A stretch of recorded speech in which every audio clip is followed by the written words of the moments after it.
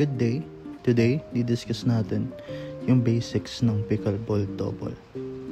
Kung makikita niyo yung position, yung first server si Libra, nakapesto siya beyond the line. Then yung sa kabila, yung opposing team, mirror yung position nila. So yun, nagkaroon ng error si Carl kasi nabalik niya pero napunta sa net. So point yun kay Libra. Then mag-change position since even right and odd left. Ayun, service ace from Libra. So ulit, palit ulit position. So 2 points na para dito sa team nila.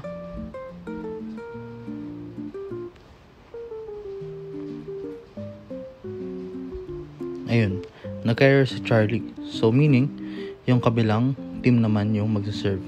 So si Carl yung una. Since 1 point sila, sa left siya. Service. Kaso out of bounds. So yung point mapumunta kay Libra since error yun, hindi siya fault.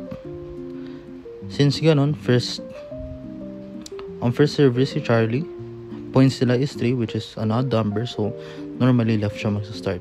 Ngayon na 4 points na sila, sa kabilang side naman siya.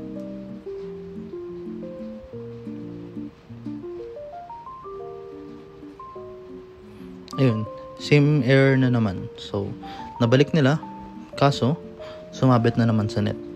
Meaning, point na naman yun ng team nila, Libra and Charlie. Yun. Makita natin, ang galing talaga ni Charlie dito, guys. Nagulantang yung kalaban, di nila nasali yung ball eh. So, server si Charlie, since 6 points, nasa right side siya magsaserve. Kaso nung nireceive na ni CJ, hindi niya na-receive ng maayos. Siguro dahil sa footing or what. And yun, 7 points na sila Libra and Charlie. So, ano ba matututunan natin dito? So, kung mapapansin nyo kanina, ang pinaka-fundamental when it comes sa double, or hindi naman fundamental, pero pinaka-basics, is yung position ng mga players. So, isa na sa front, isa na sa back. And yung nasa back, siya yung server mostly. So, when your score is even, yung position mo is sa right side.